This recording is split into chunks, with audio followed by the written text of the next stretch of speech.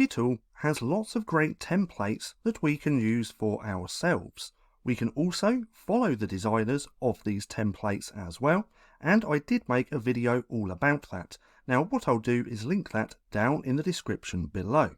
Now what we can also do is bookmark these templates for a later date, and let me show you how. So what you want to do is find the template that you like.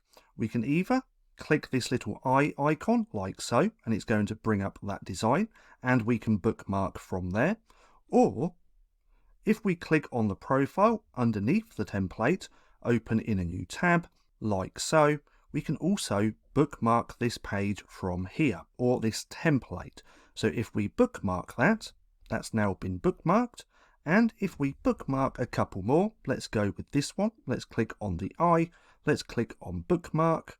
And now, if we come over to our home page, our project section here in Kittl, and if we click just here where it says bookmarked, we're now going to see all of these templates that we bookmarked and that we can use at a later date.